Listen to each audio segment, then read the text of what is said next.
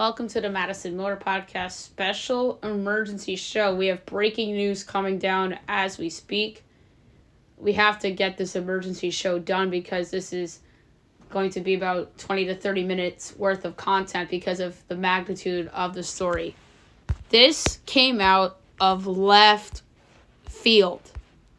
And I mean right out of left field.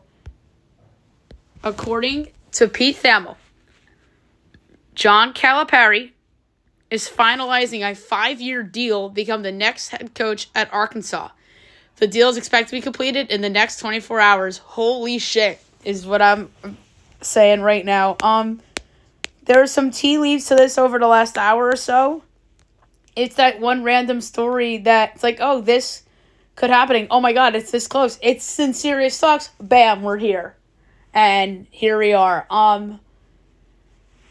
Like I said, this totally came out of left field. I think this is an amazing hire for Arkansas. A big name, someone that knows the SEC, somebody that is a very good coach. Arguably an upgrade from Eric Musselman, because Eric Musselman doesn't have a national championship. John Calipari does, and John Calipari could have had another one with Memphis in 2008.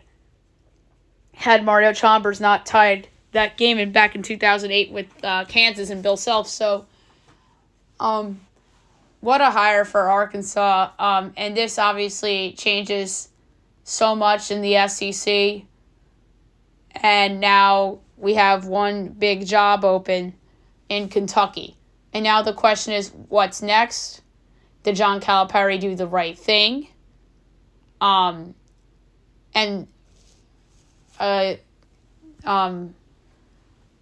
Below the what's next is who is going to replace Cal. So let's go to the other question I proposed of, did John Calipari do the right thing? You can make a case for yes, and you can make a case for no. The case for yes is that John Calipari, Kentucky, had run its course, and with 2 embarrassing losses to double-digit seeds in the last 3 years, the school really didn't do much about it, and just said, oh, John's still here. And the fans are the ones that just put the internal pressure on Cal to succeed as their coach. And then the other loss within the last 3 years in the tournament was against Kansas State. And then I want to say in 21, they missed the tournament entirely, which is embarrassing. And they were really bad in the COVID year as well. So Kentucky really hasn't been awesome in a while. Not that they weren't relevant, they just weren't awesome. Like, they weren't as awesome as, say, Gonzaga's been over the last 5 to 8 years, or somebody like even North Carolina has arguably had more success than them, because they won a title and they made the Natty 2 years ago and was a 1 seed this year. I mean, Duke missed the tournament once and won a title with Coach K.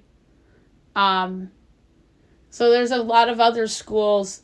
I mean, even UCLA, you could argue, has been a little more successful than Kentucky over the last 5 years or so. They made the Final Four.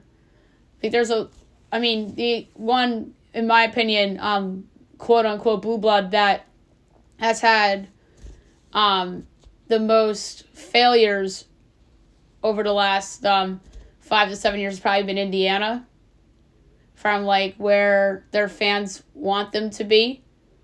I know UConn's had the renaissance with Dan Hurley, so they're kind of back as a blue blood. But Kentucky really hasn't produced blue blood type of results in a while. So maybe Cal saw the writing on the wall going into next season, saying, hey, my fan base is about to turn on me. I lost to 2 double-digit seeds in the last 3 years. I missed the tournament in 21. I was favored as a 6 seed, but lost to a team in Kansas State that overachieved in 23, but ended up missing the tournament this year. So it really hasn't been the best look for Cal and Kentucky over the past 5 to 7 years. I mean, 2015 was Cal's best season over the past 10 years, in which they only lost one game. They lost to, I want to say it was Michigan State in the Final Four. And then Michigan State went on and played Duke, and then Duke won the title. So, now, that making the case for Cal did the right thing, it's like he saw the writing on the wall and might as well get out now before more of my fan base turns on me. And it's similar to what Shaka Smart did at Texas. I remember he was a hot seat coach. He had a good regular season. He was he a 2 or a 3 seed that lost to Abilene Christian? And then he saw the writing on the wall, like, I'm going to be right back on the hot seat because I lost to Abilene Christian. And then he goes and leaves for a lesser job in Marquette, and now he's having success in Marquette. So if you're Arkansas, you want that Marquette Shaka Smart parallel.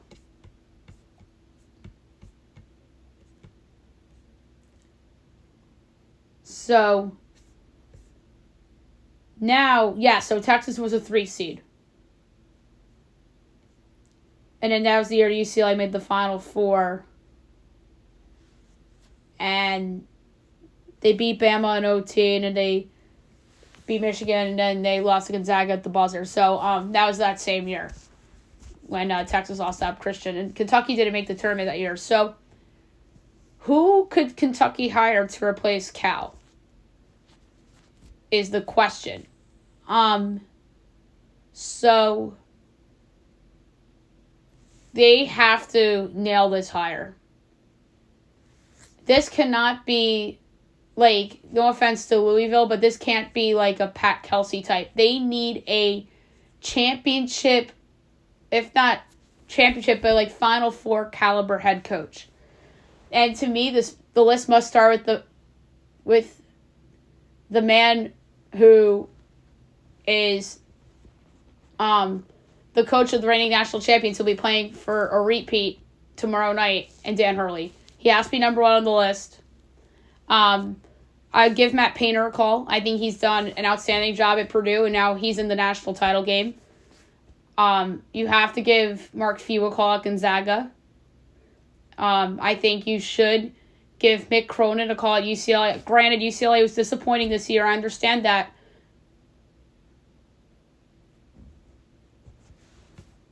But Mick Cronin is still one hell of a coach, and he made a Final Four a couple years ago at UCLA.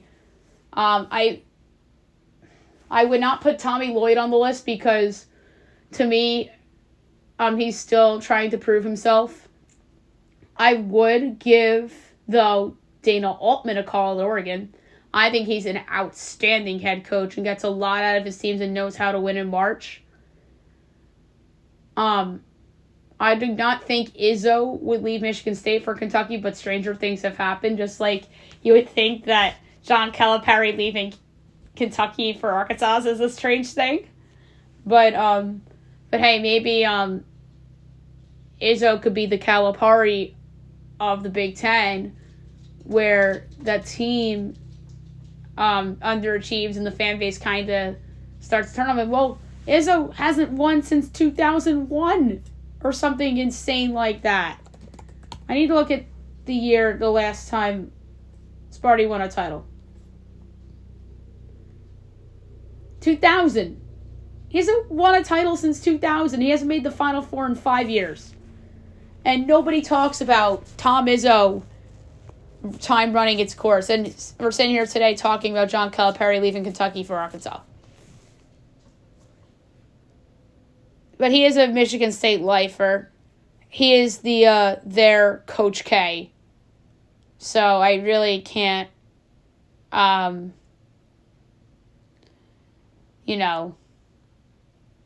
start to speculate about Tom Izzo in terms of him being a candidate at Kentucky. But a couple of other Big Ten coaches I expect to be on the list: Dana Altman, Mick Cronin, Matt Painter. Well, obviously, Altman and Cronin are new Big Ten coaches, but I consider them Big Ten coaches now that next season they're going to be Big Ten. So, Altman, Cronin, Dan Hurley. I give Mark Few a call. Randy Bennett, I would put on the next level. I would also try to potentially give a call to Scott Drew at Baylor, although he turned down Louisville. And I think that was a big swing and a miss for Louisville. And where were you, Louisville, and John Calipari? I know John probably wouldn't want to go there because of their rival with Kentucky. And I think the big reason why he's going to go to Arkansas is because of the relationship he has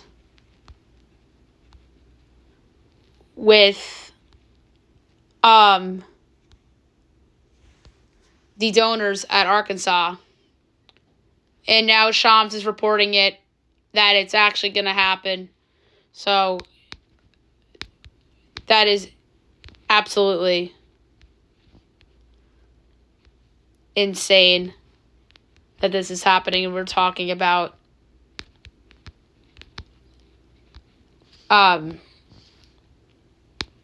Cal leaving Kentucky. And this is obviously the biggest story in the Final Four. This happens on the eve of the national title game. Come on. This is crazy.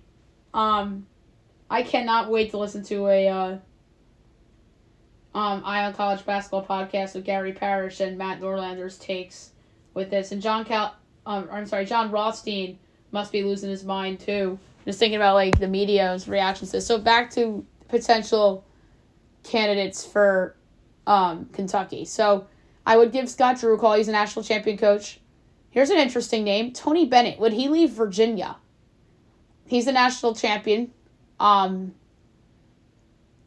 his teams have not been great lately, and that could be a potential time it's run its course situation. I think that would be an interesting hire.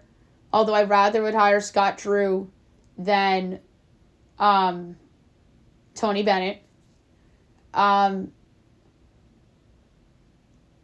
I do not think that Shaka Smart will be in play for this job. Or Greg McDermott.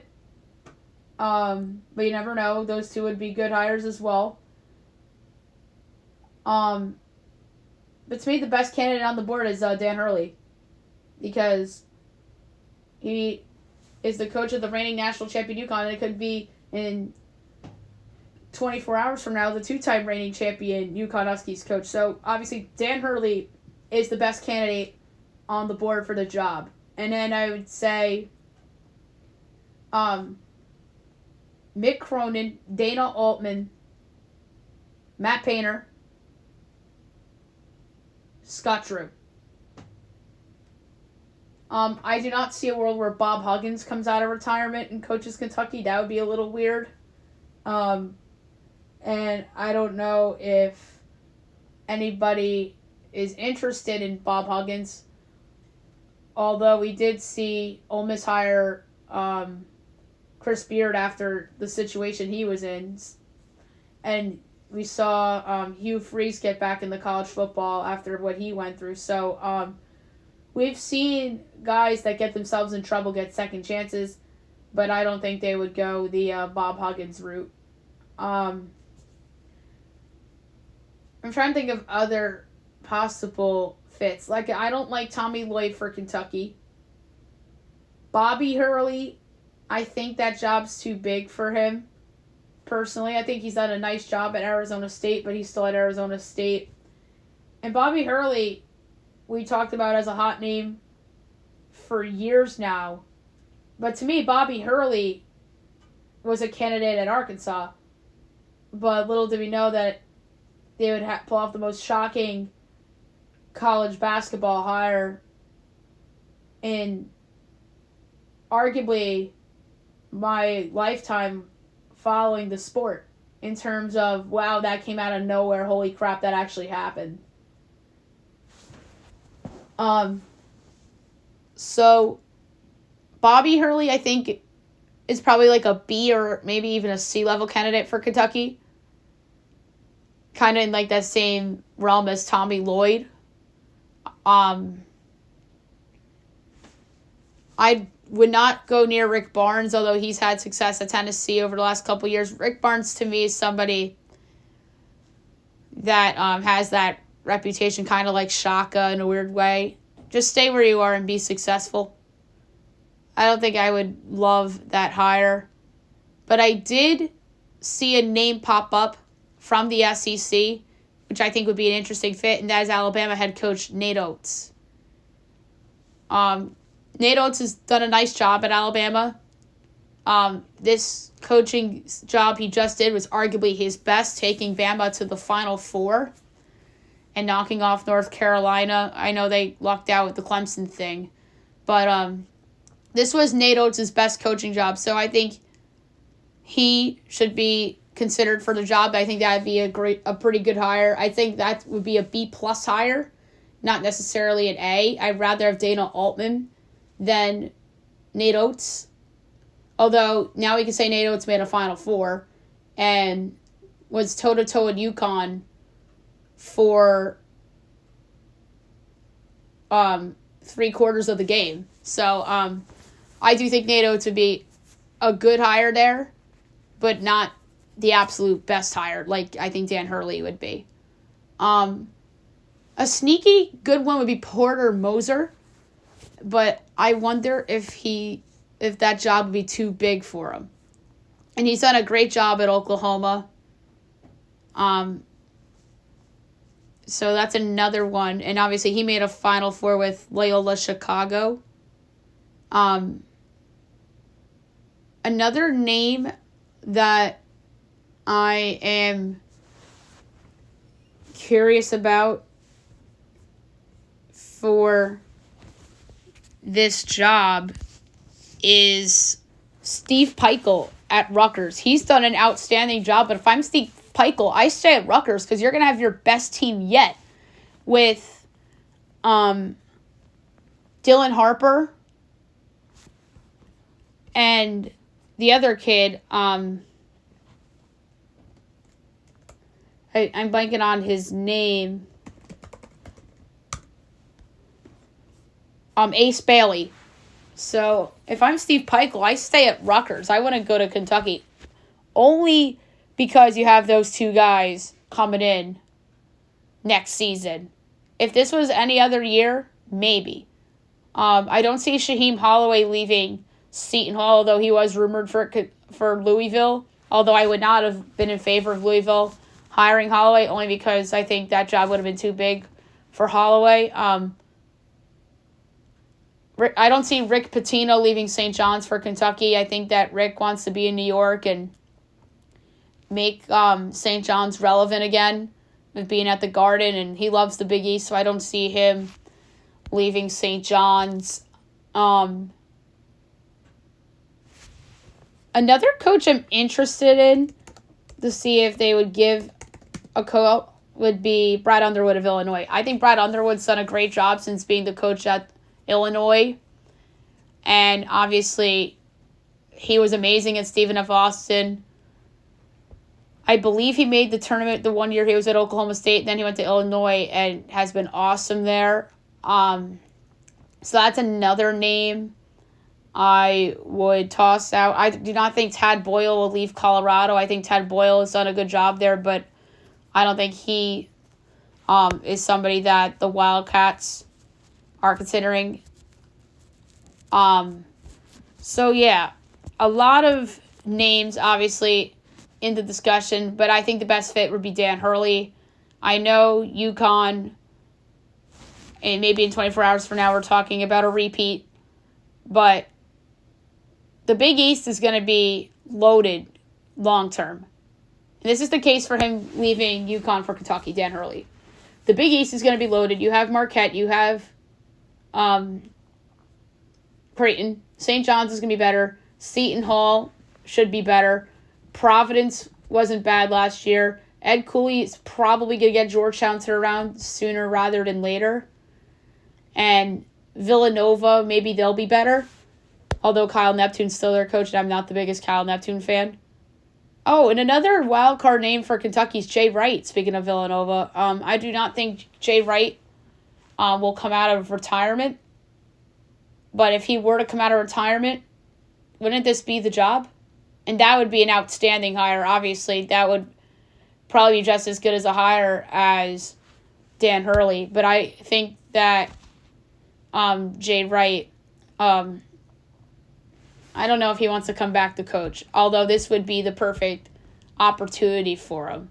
But although I do like the idea of Dan Hurley going to UConn. So all the Big East teams get better, and UConn loses some of their key guys to the draft, and Dan Hurley sees the landscape of the Big East and is like, I could go to the SEC, I could go to Kentucky, money makers, I could recruit really well. Although Calipari is going to keep Arkansas relevant. Nate Oates is in Bama. So the SEC is good, but the Big East is probably better and top heavy, and I think the SEC is more wide open. So that's the case for Dan Hurley leaving UConn for Kentucky. But we'll see. And at gunpoint, who do I think is the next head coach of Kentucky? I think they want to go big and bold. And I personally think that I do not think it's going to be Jay Wright, although it would be fun to say Jay Wright. But it's probably going to be like Dana Altman or Nate Oates. Maybe Mark Few if he wants to leave Gonzaga.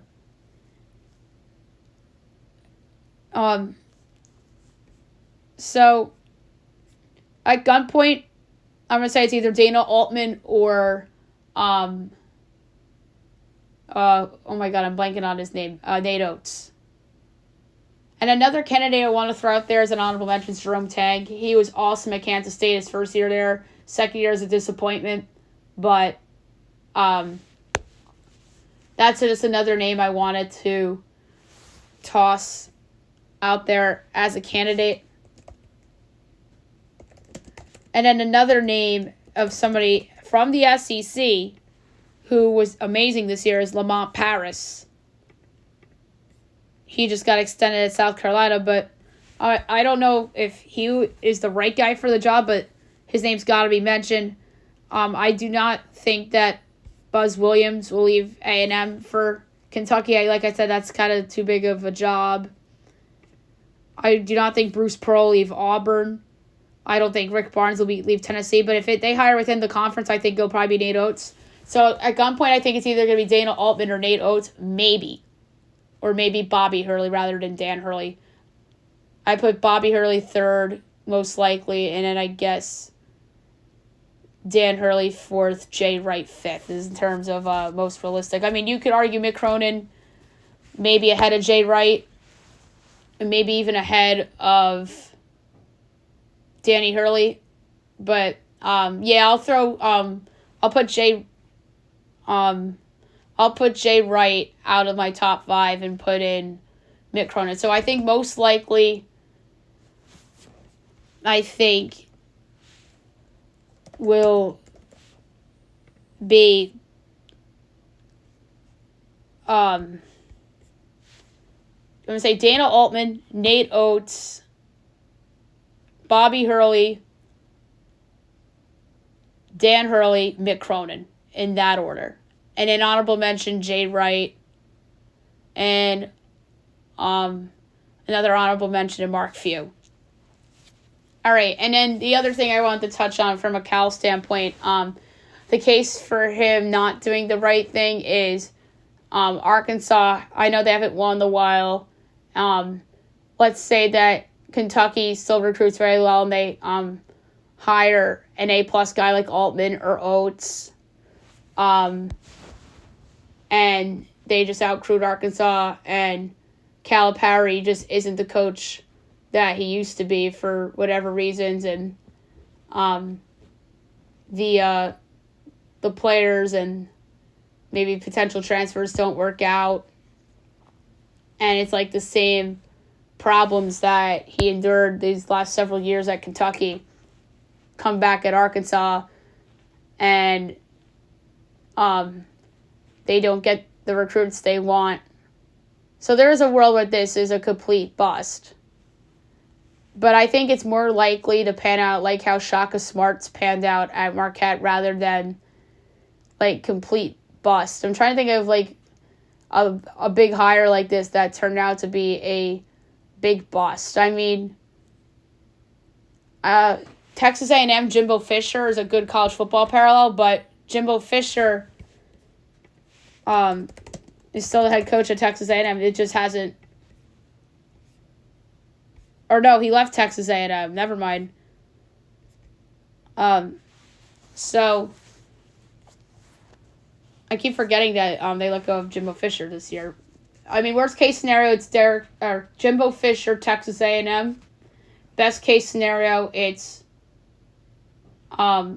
Shaka Smart, Marquette. Rick Barnes, Tennessee is a good example of this.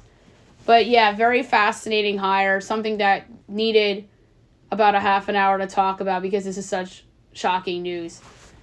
And it just came out of nowhere. All right, so there you have it. I'll be back tomorrow morning with the regular show.